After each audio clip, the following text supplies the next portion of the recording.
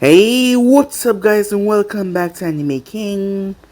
And today I'm gonna be giving you part 4 of What If Naruto Dreamed to Surpass the Gods. Remember to get this one to 100 like as usual, share this to all of your friends in social media platform, and also guys, go ahead and check out the brand new episode of What If Naruto Absorbed all life forms on the planet over Anime King, and enjoy that guys.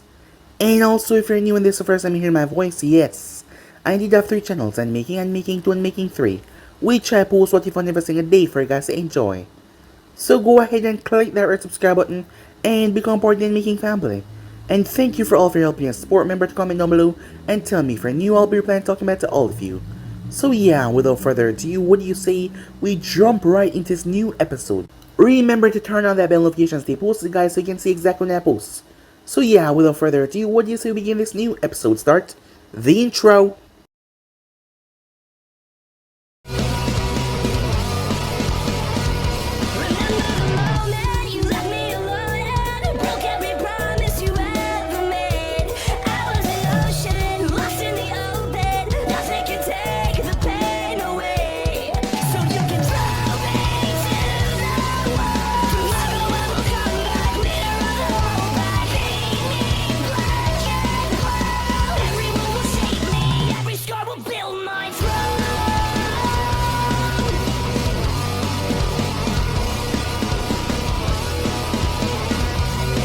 So the last time we left off, we started out with a flashback.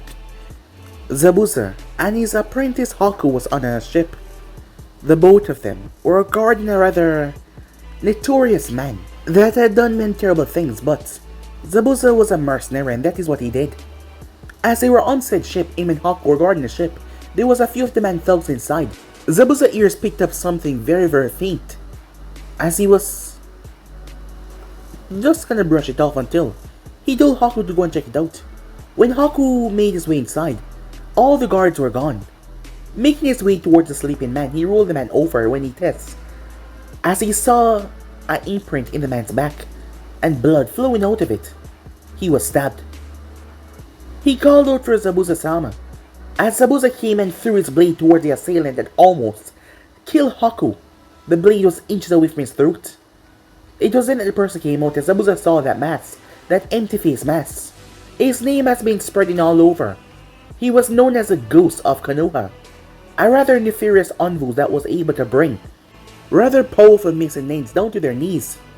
Zabuza was all ready to fight him, but the ghost simply leaped off the ship as he created a massive wave of water and ride it off. The ship exploded. Lucky enough, Zabuza had threw Haku overboard along with himself. To that day, Zabuza had wondered how the hell did the ghost get on the ship. We then skip to the present time as Zabuza met Naruto for the first time, as it was the same malicious feeling as that night. They fought. Sasuke and Sakura were speechless as they watched as Naruto threw punches and kicks with Zabuza. Kakashi joined in when the hunter name came in, as Naruto was able to pull Kakashi away, as Kakashi grabbed and threw him forward. Naruto was able to completely destroy the both of them. With the aid of Kakashi, they stood no chance, but they decided to flee. The hunter name pulled off a distraction. Sakura and Sasuke were speechless to what they saw.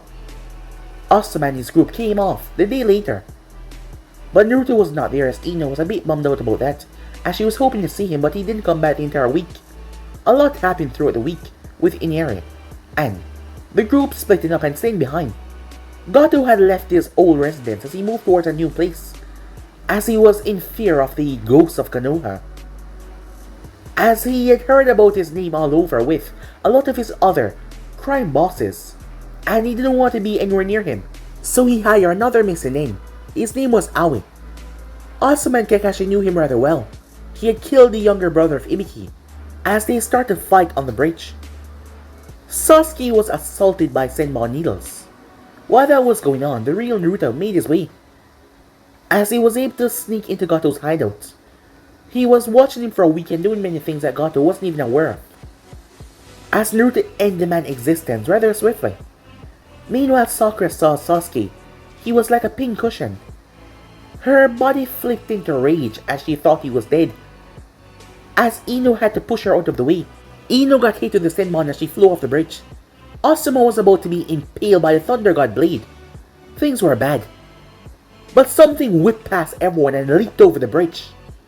Ino felt herself caught in a pair of secure arms as she was held onto rather tightly. She blinked several times as she looked up to see none other than Naruto, who asked her if she was okay. She was speechless as he held on to her tight. She cried on his shoulder, as she thought that she would have just died a moment ago, but he saved her life. Also, Aoi was stopped, as a chain that came from Naruto's back, two to be exact, one held him up to the bridge and one held on to Aoi, allowing Asuma to deliver the final strike. It was then that Naruto placed Ino down as he turned his sights towards the ninjas, Zabuza that remained.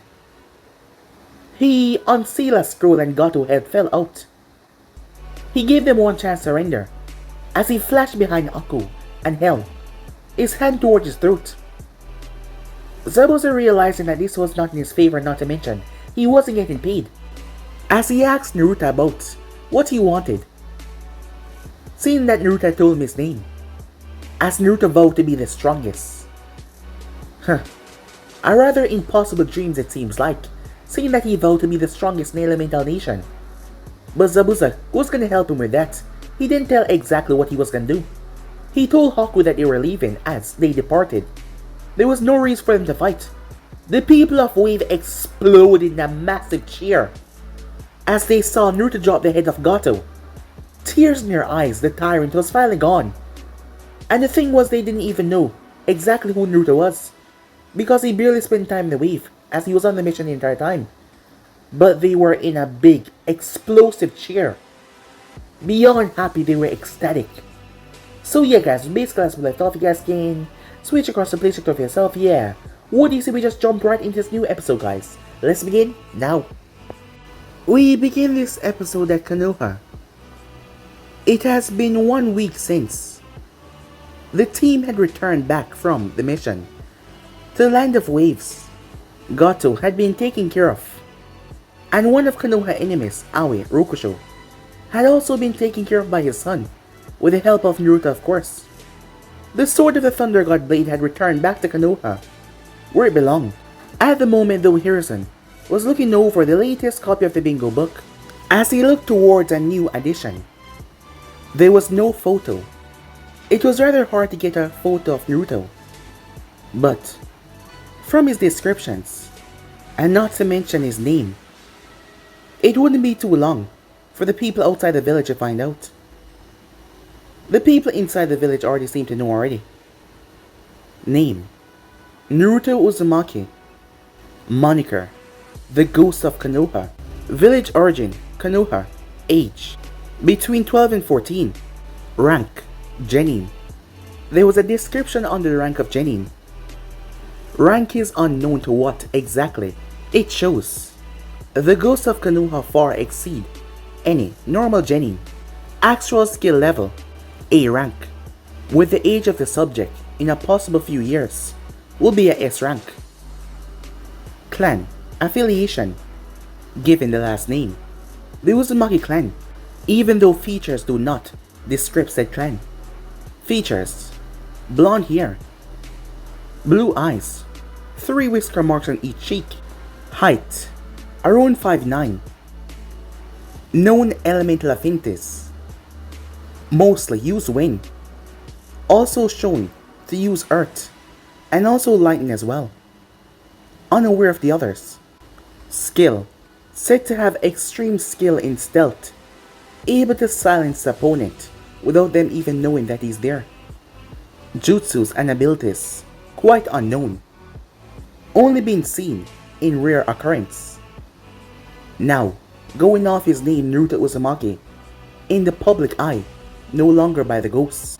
Threat level: extreme. Approach with caution. Bounty: 50 million Ryu. Dead station by the Hidden Stone. Here's inside once more. He knew that this would happen sooner or later if something from his past were to come up, but not this soon. Not to mention, with Naruto becoming a genin, his whole task of watching over Sasuke people will start to question why he was a genin. as Hiruzen sighed once again. Like he said, the team had report back 1 week ago, but the thing was Naruto did not come back to the village. Flashback. Hiruzen had dismissed the others. The moment they came in, Ino had apologized for speaking out of terms, but she had to ask, where did Naruto go? The thing was, after rescuing her, they all went back to the house. She wanted to talk to him, she really wanted to. Sakura had interrupted her though, and apologized for losing her cool out there, and almost got her killed. Ino knew that she wasn't any better, as sometimes she usually let her emotions guide her. So she opted to forgive Sakura as long as she never did something so stupid again, which she promised she would not do. Ino then wished to speak with Naruto, but people kept on interrupting her. It was Choji, then it was Shikamaru. And when she finally got to him, he was not there. She'd asked Kakashi-sensei where he was. Kakashi was unaware. Ino had waited up, but the time got so late she fell asleep. The next morning, he was still not there. Kakashi, on the other hand, had received a note the next morning right beside his face. The note was simple and quick. My mission is not done. There was also another note assigned for the Hokage. When Kakashi gave Hiruzen that note, Hiruzen opened the note as he read over it. May I ask, what does it inquire, Hokage-sama? Hiruzen sighed as he turned the note towards Kakashi. It said the same thing. My mission is not done yet. Kakashi looked at him. I thought he would have returned by the time the bridge was finished, but he did not. That is why I never informed you. I thought you'd have been back by then. As Kakashi started to worry a bit, Naruto has been gone for some while now. Hiruzen simply chuckled. There's no need to worry, Kakashi, he said. I know that he's under your care, but you must remember that Naruto isn't exactly a normal genin. But I'm confused. What does he mean by mission's not finished yet? His mission to assassinate Gato and cripple his empire from hurting the Fire Nation. He must have found another lead. That would be the only reason why he would break protocol and leave like this. But I assure you, Kakashi, there's nothing to worry about. I'm sure that you'll be back very soon. Kakashi was a bit surprised how nonchalant the Hokage was being about this. He really had a lot of faith in Naruto. Well, if the Hokage was not worried, who was him to question? About my team, he asked. From now, why don't you keep on doing some D-ranks in the village? Until he returns, Hiruzen said. Kakashi nodded as Hiruzen dismissed him. In the flashback, it's been over a week. For a normal ninja to not return after a week, it would be quite troubling. But Naruto wasn't exactly a normal ninja. Given the things that he did when he was just 8 years old, missions that he took months on, Hiruzen had no worry. A single dread of thoughts that made him think otherwise that Naruto would return, soon and unharmed. He always did. He signed another paper. That is when he saw the shadow as he glanced up. As Naruto was standing there as stoic as ever, Hiruzen glanced towards the window. He simply smiled as the window was open. Ah, Naruto, you finally returned, he said. How are you, he asked. I'm quite fine, said Naruto. Where did you go? I did not remember giving you any other missions beside the ones of taking care of Gato, he said. You told me to stop his influence from entering the Fire Country. Do you really believe that it would take me a week to end someone like Gato, even with his thugs around? Yes, that was a bit surprising from the report that Kakashi brought back. Tell me, why did it take so long? Information. I needed information.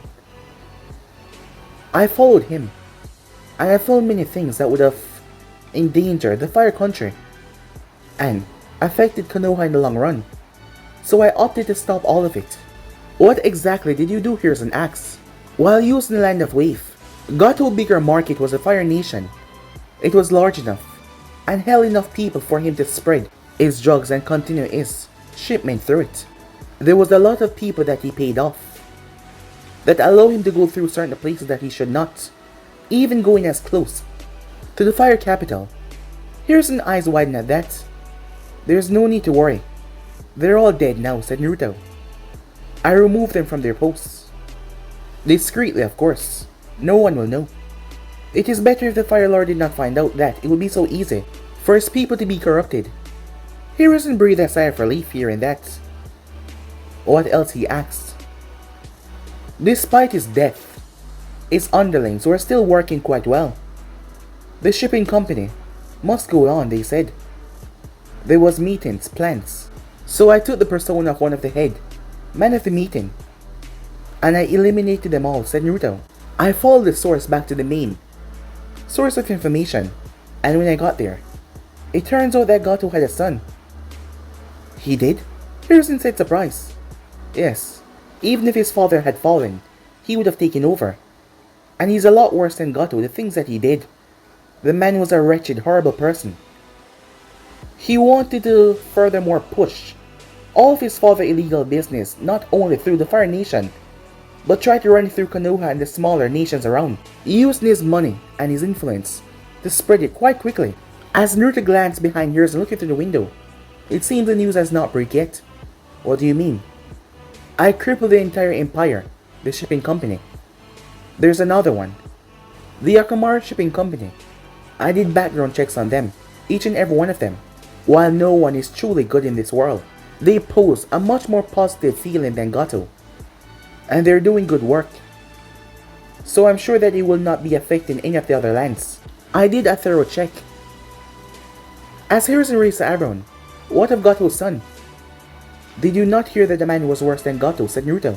I don't feel like I have to tell you what happened there. Yes, I guess you're right about that, said Hiruzen. As Naruto fished into his coat and pulled a scroll, he then threw it towards Hiruzen and Hiruzen caught it. What's this? A sum of 20 billion Ryu. I am sure that that money can make some good in our village, especially to some of the orphans and the people in the Red Light District. Hiruzen's eyes widened. Where did you get all of this, he said. Gato's son decided to make a withdrawal before his death, removing all of his and his father's assets, said Naruto. There was no need for the money to go to waste. They've done so much wrong in their life. It's about time they did some good. I see, said Hiruzen. And they would want me to use this money to help the people of the village. That is the only right thing, said Naruto. Yes, they're such kind people, aren't they, Hiruzen said, with a smirk. Yes, I believe so, said Naruto. On other note, did you saw the latest bingo book? Yes. I wasn't expecting this to be so soon, but I guess it cannot be helped. You know who did this? I presume it was Zabuza. He did say that he was going to help me with my goal of becoming the strongest, asked Hiruzen. Correct, said Naruto. So I presume that he did this to further strengthen and spread my name. I must say, I was against his coming out so early, but what can I do? It's not like I can go back in time. Well, at least not yet. Hiruzen raised the eyebrow, and what do you mean by that, he said. A god can do anything, said Naruto. As Hiruzen sighed, Naruto, I know you said you want to be the strongest, but not to even Hoshirama Senju to go back in time. The things that you're talking about seem, well, impossible. Yes, a god does make things impossible, said Naruto. Hiruzen sighed. Well, I'm sure that you more than enough compensate for your services towards the Fire Nation and the village. Am I correct? Yes, greatly, said Naruto. Hiruzen chuckled a bit as he knew that Naruto wouldn't give him all the money. And he didn't know exactly how much did Naruto take. But this wasn't supposed to be here in the first place. And no one knew that Naruto did this. So who was he to complain? Well then, you've done exceptionally well. Why don't you go and rest? You've been at it for some time now.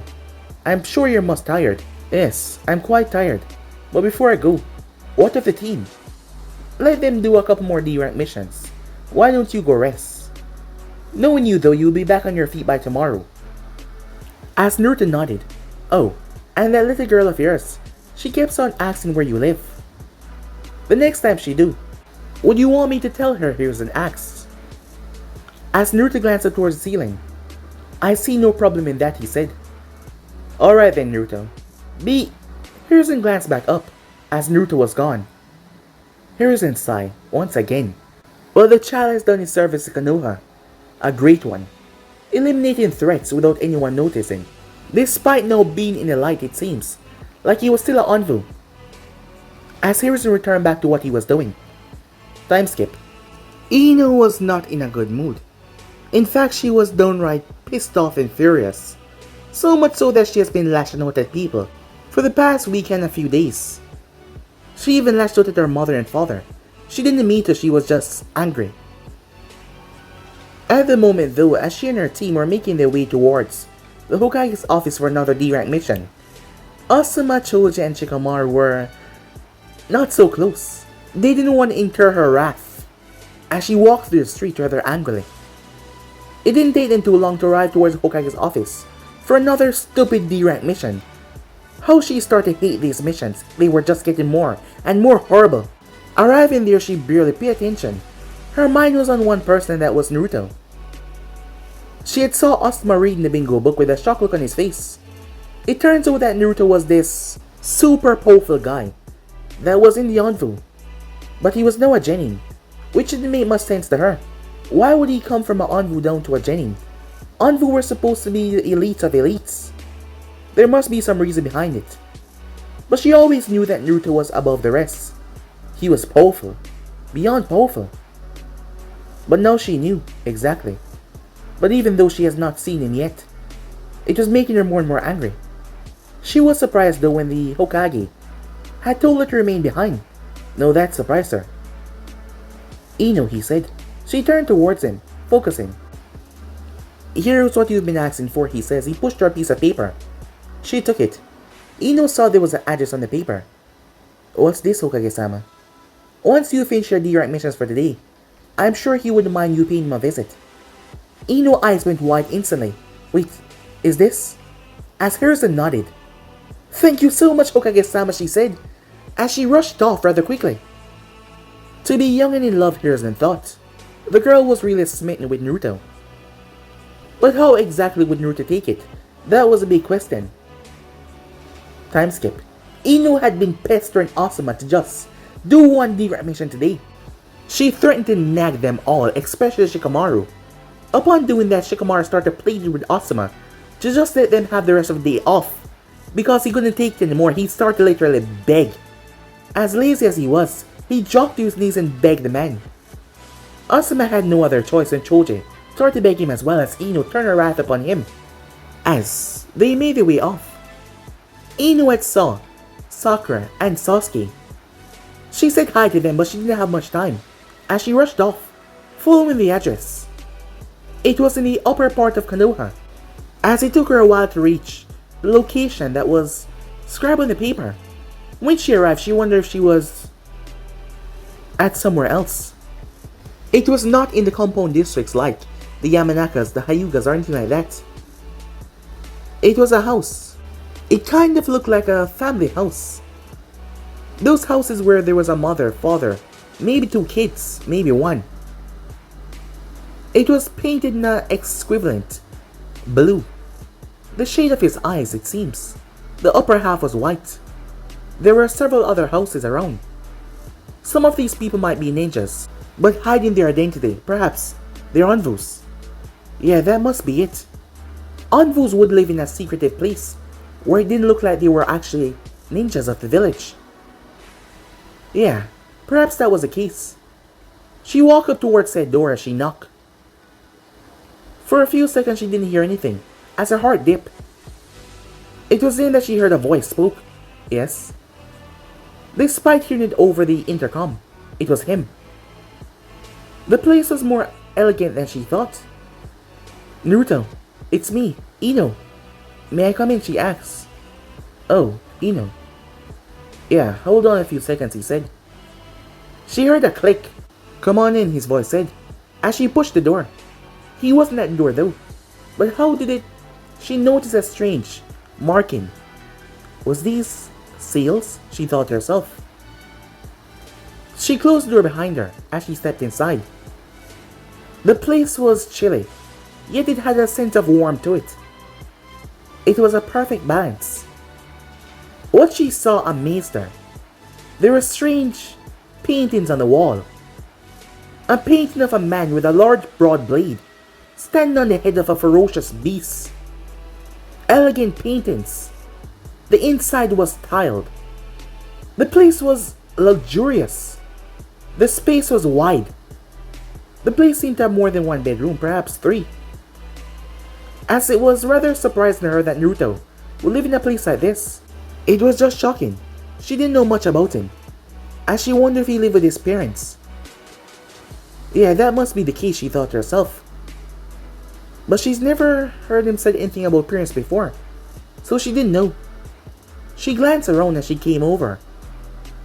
Making her way, she arrived, as she saw a flat screen TV with a couch in front of it and several other cushions to the side. The place was really fancy. Ino, she heard his voice call. She calmly made her way as she moved towards the kitchen. The sight that she saw surprised her. It was Naruto. He was wearing a white apron. But the thing was, he was not alone. There was a woman there. A small frown came on Ino's face. The thing was, this woman couldn't be his sister or mother because she looked absolutely nothing like him. Or maybe he could get his looks from his father. But something about this just didn't feel like it was his mother or sister.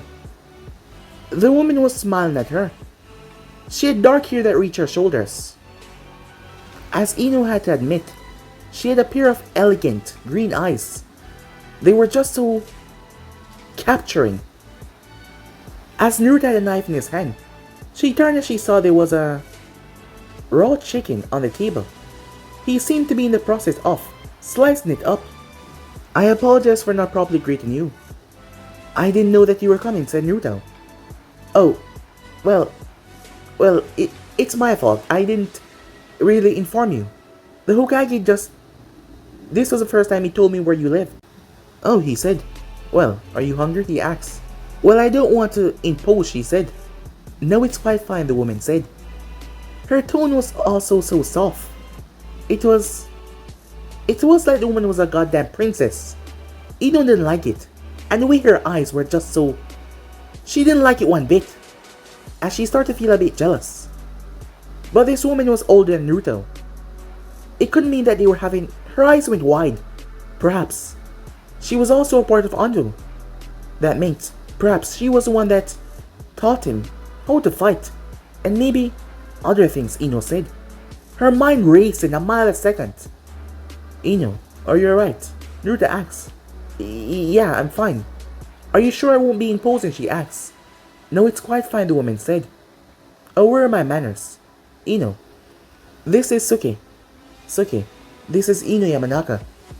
The woman got up, and Ino got more jealous as she saw the woman's chest that was several times bigger than hers. As she stepped towards her, she was also a fair bit taller than her as well. She extended her hand.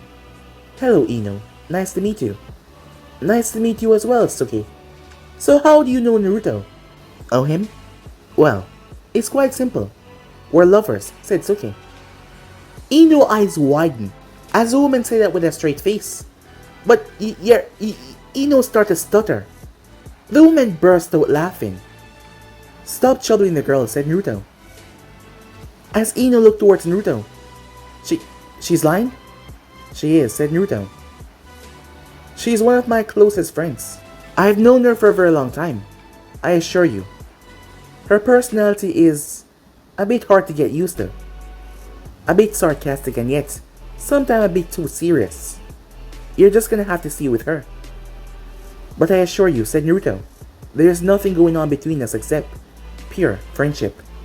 Aw, you're hurting my heart, said Suki. I thought we were lovers. You're way older than him, said Ino. Well, when you think about it, once you got a headband, you're able to kill and drink. So age between two people doesn't really do much, especially in our line of work. Yeah, I guess you're kind of right, said Ino. But still, nothing is going on, she said. As Suki pat Ino on the head, I assure you everything is fine. Ino released a breath as she sat down. So, other than coming to take part in his delicious food, why are you here? Delicious food, Ino said. Oh, you don't know? Oh yeah. This is the first time you're here, right? As Suki spun Ino on their chair. Just watch. It was then that Ino watched in amazement as Naruto sliced up the chicken. The way he moved the knife. He seemed like a master chef. Amazing. Isn't it? Suki said. Just wait until you taste his food. Then you'll understand what I mean. Ino, any allergies I should know about, said Naruto. Allergies? Well, not really, she said. Alright then, he said, as he turned on the stove. So, as I was saying, why are you here? Suki asked. Well, I was just coming to pay Naruto a visit. To ask him something and also thank him for saving my life. Oh yeah, he did jump off the bridge to save you. Wait, how do you... He tells me a lot. Oh yeah, best friend, right? As Suki nodded. Well, I came to talk to him about something private. But he can wait until everything is finished. Aw, so you're leaving me out? I guess you feel threatened by my elegance, Suki said. What? Of course not, said Ino. Aw, come on, said Suki. I mean, when you compare the two, as she glanced down towards her chest, there's a big difference. Ino frowned at that as Suki started to laugh. Ino saw that the girl was just messing with her, as she decided not to take it so hard. They did small talks. As Suki kept on embarrassing Ino, Naruto didn't talk that much as he was cooking.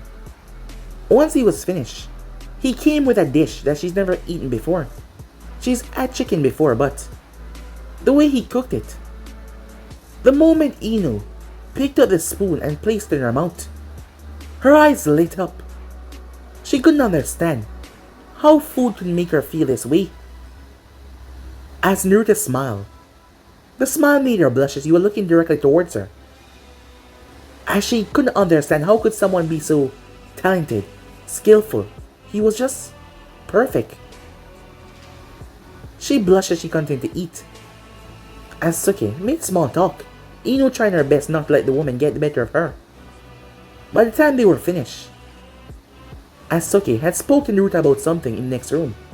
Afterwards, alright, she said, I'll be leaving. You two lovers have a good time. Ino was about to shout something, but she waited to see if Naruto would say anything. But he just gave Suki a blank look, as it made her laugh as she left. Huh, nice friend you have there. Yeah, she's a bit on the weird side, but she's one of my close friends. I hope she didn't embarrass you too bad. Well, I'm kind of getting to understand how she acts by now, so there's nothing for you to worry about. Thank you for the meal. It was truly amazing. You should probably open a restaurant or something because more people deserve to taste this food of yours. As Naruto chuckled, you think so? I never knew that you were a cook. Well, I don't know why, but for some reason I just enjoy testing new things and combining different flavors. I always find them amazing. Not to mention, one of the first books I ever read was a cooking book. Really? Said Ino. Yeah, by accident though, said Naruto. But I guess it just stuck with me. Oh. So Ino, there's something you came to talk to me about, he said. Oh yeah. I just wanna thank you, she said, for saving my life on the bridge. I truly thought I was gonna die. And if it wasn't for you, I wouldn't be here right now. So, thank you, she said. There's nothing to thank me about, said Naruto. I would save you any day. You're a comrade. And also, you've become a friend, he said. She didn't like that word, friend. But she smiled though. Naruto, there's something I want to ask you. Yeah? Are you, like, with anyone? She asked. Her eyes could not meet his. You mean dating? He asked. Yeah, she said. No, not really, he said. Are you planning on dating anyone anytime soon? Well, I'm not sure, said Naruto. It's not something that you just... Well, it's something you do quickly, but... Well, I'm not sure. Well, I was just wondering. Could you help me, she asked. Help you? Yeah, with the whole ninja thing. I saw the big old book. Your photo is not in there, but it's you, isn't it? Naruto was mocking. Yeah, said Naruto. Asuma said that you're quite the big deal. And I was wondering if you could help me. What she didn't tell him was, she felt a bit ashamed. Throughout the entire academy, she was chasing after Sasuke. And Sasuke never really saw her as some love interest. Because she was weak. She and Sakura and other fangirls. She didn't want to make that mistake ever again, so she wanted to show him that she was strong. She wanted to get better. While Asuma was a good sensei, Naruto could teach her things that he wouldn't teach her because Naruto had been through it a lot before. And he wasn't her sensei, he was just someone who would be helping her on the side. I heard from Sakura that you aim to be the strongest. She said it sounded like an impossible goal. But I don't know why, but I think you can do it. But I was wondering if you could take some of your time to help me get stronger as well. And if you could also wait on me, she said, her voice moving quickly as she said the last part. Wait on you? Yeah. Wait until I get a bit stronger. I'm doing this for myself.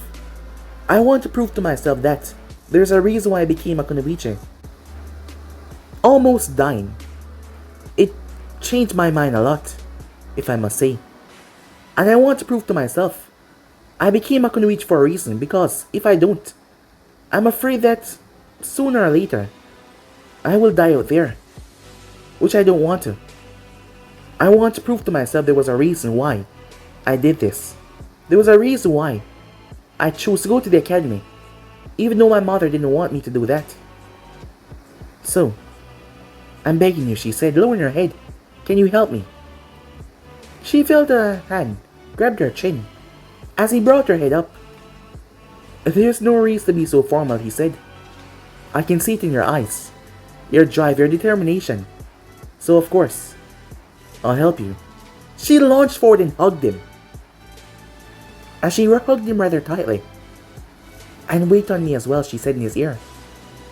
Okay, you don't have to answer, just give me some time. Ino, this won't be easy, he said to her.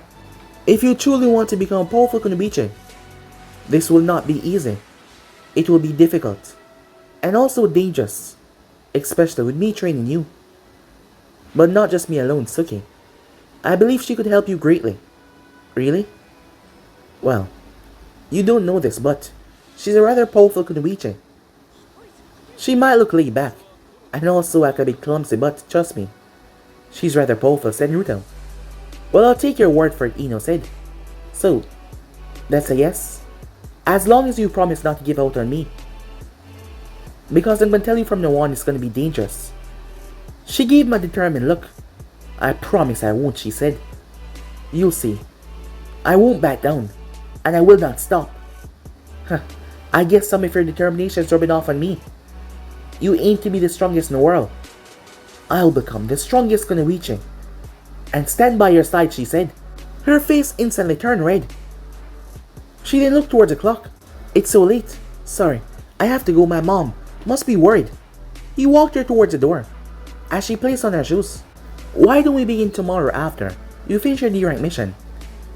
After? I thought before. Don't worry. I have something that can help you. While you're doing D-rank missions, he said. Really? So I can help you as well, said Naruto. She smiled at that. Alright. Well, I'll go now, she said. As she hugged him one more time. She did something impulsive and quick. She kissed him on the cheek. Well, that wasn't that bad, but she did it really quickly. Even though she hadn't said anything yet about them really doing anything. She wanted to show him that she was interested. And he didn't seem to be pulling away. In actuality, he smiled at her. As her blush increased as she rushed off, the smile on her face. 6 months later. Ino Yamanaka was a completely different person from the person she had been 6 months earlier. She had changed a lot. Even in the looks and physique department. Ino was always dieting at first, so she could be slim for Sasuke. But Naruto told her that she was gonna have to eat, and eat a lot if she wanted to keep up with his training. At first she didn't like it, but she realized he was right, as she had passed clean out because she didn't eat enough. Let's just say he was sweet and cute and all, but when it comes to her training, he took it so seriously, it frightened her. He pushed her to her absolute limit each and every day. At some point she didn't even want to get out of bed. But she remembered her promise. So she pushed on. He had taught her a rather powerful jutsu, the Shadow Clone Jutsu. He had to first up her chakra capacity, which took a good month. So for that month she had to switch between training with her own team and then going off to him, and that was like literal hell. But after that though, things became a lot better with the Shadow Clone Jutsu, as she was able to send it towards the team D-rank mission sections. The D-rank missions were not that well dangerous, so to pop the clone, she could only make one clone, as she didn't have that much chakra. Naruto on the other hand, she saw him made 5 at once. Now that was shocking. It turns out that he was an orphan, as he never really knew his parents. They died a long time ago. She couldn't sympathize with that because she always had her parents. But he never let that pull him down or anything, and that just made him all much better. His dream to become the strongest was a dangerous one. Many people thought that it was impossible. She's also noticed the looks from people, especially the Jonins. When they saw his face, most had heard about the ghosts. And, despite not seeing his face in the bingo book, they knew that it was him, his name, and not to mention the descriptions. Naruto Uzumaki was the ghost of Konoha. People were shocked. Surprised even that he was on a genuine team.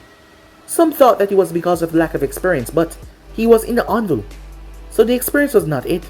Maybe it was his age. The Hokage never really gave an answer, so they just let it go. Things changed though when Ino started training with Suki. The woman was downright wicked. She was a slave driver, even worse than Naruto. She said that she hates fangirls, so much so that if she found a shred of it in Ino, she was gonna beat it out of her, even if she had it for Naruto. And Suki made good on that promise. It has been literal hell, but it has shown quite well. She had cut her hair. It was Suki telling her to do it, so the opponents would not get a grab of her hair. She had learned her nature.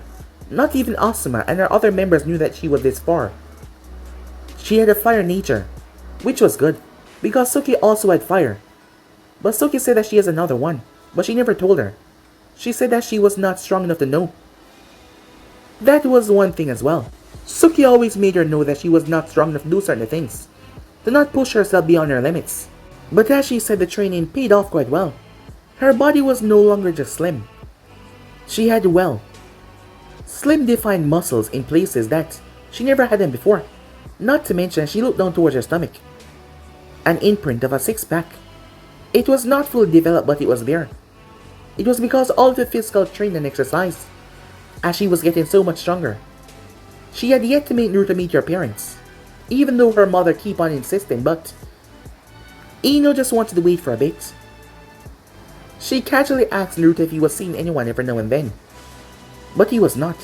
He was really waiting on her, as that made her smile. Despite training, he has cooked for her several more times. They spend nights talking, and just being close. Even though they weren't dating, it almost seems that they were dating. They had a lot of fun together, but they never really did anything. She thought that was for the best. When she first met Sasuke, she had just thrown herself at him, and acted like a fool. And things didn't work out that well, so she would take the other approach this time. First, prove to him and herself that she was worth being a kunoichi, which she was doing at the moment. Asuma seemed to know that she was training with Naruto, as he casually spoke about it one time in their session, but he didn't seem to mind though. It was helping her get stronger. Shikamaru didn't like this because it meant he had to do extra work, which he hated because Asuma decided to up their training. But Ino found out recently that the Chunin exams were coming around, and she believed that she was ready to take it. She had full confidence in herself that she was actually ready. As she wondered what Naruto was up to, as she came to a stop, as she was doing some jogs around the training field. She had to up her physical strength as well. It was necessary. As her mind ran towards Naruto, she wondered what he was up to. Meanwhile, Sasuke Uchiha was exhausted. His literal body felt like he was actually dead. It would not respond to him. He glanced upwards, as he then placed his head on the ground. Are you done? It was the voice of Naruto. Sasuke could barely respond as he couldn't even catch his breath. Over to the other side, Sakura was unconscious. As Naruto walked away, moving towards the tree, where Kakashi was sitting reading his book. Ah, he said looking up. Excellent work today, Naruto, he said. You know, I'm not their sensei, right? Said Naruto. Of course I know, said Kakashi. This is just sparring. You mean me training them on the side? Well, you've done wonders. You've even got Sakura to look forward to pursue a Kunoichi career, even more than before. Sakura was feeling a bit, well, left out. And Ino had spoken to her, saying that Sasuke would not like her if she was weak. That seemed to have snapped something inside of her. While she did not push herself as hard as Ino, she was training every now and then, a bit more harder than before. But Ino was moving at a quick rate, getting stronger rather quickly. Despite being on Team 7, Naruto was hardly there. Most of the times he was gone, sometimes not even in the village. Kakashi had asked Hiruzen about this, and Hiruzen told Kakashi that Naruto had business outside the village. Not a mission or anything, he literally had business. Not to get him wrong, Naruto was a fine shinobi, but he was a kid. Yet he had so much things going on, it almost seemed like he was a full-grown adult. Kakashi asked him about it, and Naruto merely told him, let his money work for him. Kakashi didn't know what he was talking about. Perhaps he had some dealings or something going on outside the village, but he didn't know exactly what it was. So, said Kakashi, for the Chunin exams, do you think they are ready? He asks. As Naruto looked towards the two of them. It will be keeping in Konoha this year, correct? Exactly.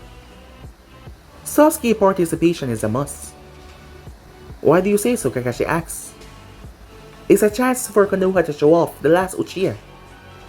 So that means the break for the finals, you will have to ensure that you train him to the utmost of your ability.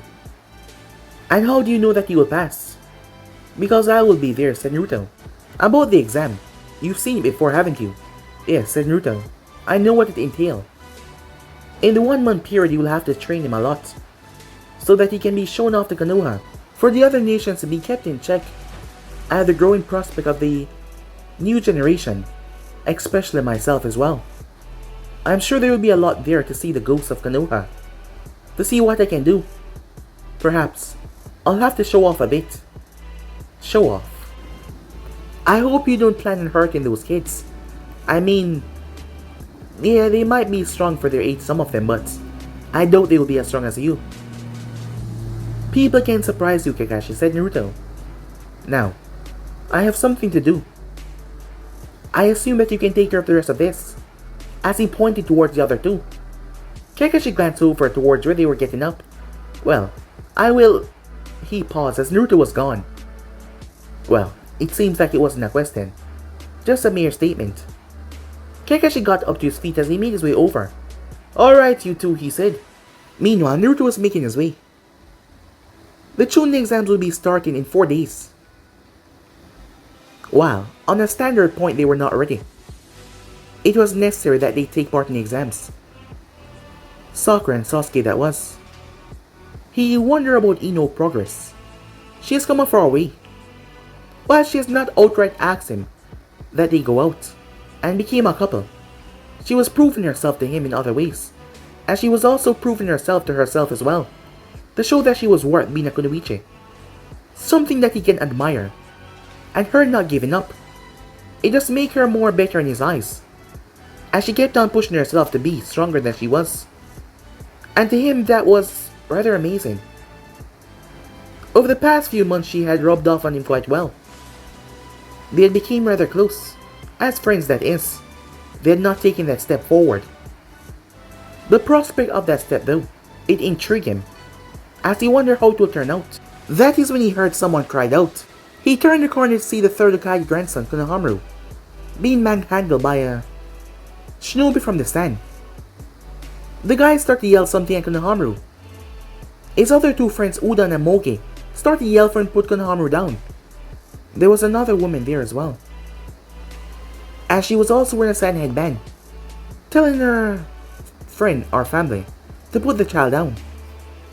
But the guy did not listen as he pulled his fist back as Naruto disappeared in a burst of speed. Conquer, you idiot! Put the kid down! No. I'm gonna teach this punk a lesson. Not to run into someone like me. These Konoha ninjas need to be put in their place. He pulled his fist back, but before he could make contact with the child, Kankuro felt a force. What the hell? He was thrown as he smashed right into the tree over to the side. He winks in pain. What the hell just hit him? He was confused. Konohamaru found himself in front of his two friends. You three, get out of here. Someone stood in front of them. They couldn't see him quite well. He then turned towards them and said go. The kids ran off. Tamar gripped her fan slightly as Naruto turned towards her. I suggest you lower your weapon. You should not step foot in this village cause any problems. Despite being our allies, you might get hurt. A sign of that, said Naruto as he pointed towards her brother that was just getting up. You bastard! Ha! Cheap shot, said Kankuro. You're gonna pay for that. I suggest to both of you calm yourself. Otherwise, I will have to retaliate, said Naruto. You have no grounds to instigate a fight here. It will be bad for you.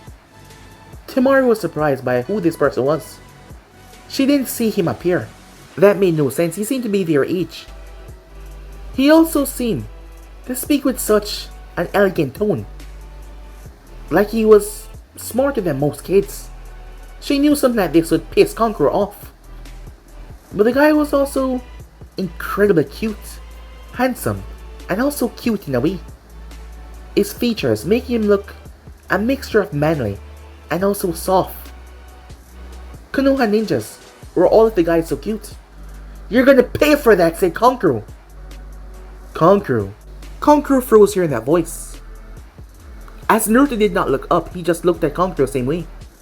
Sand swirled in front of Kankuro and revealed. Gaara, Kankuro said. Are you causing trouble? No, it's this. Shut up. The next time you embarrass our village like this, I'll kill you.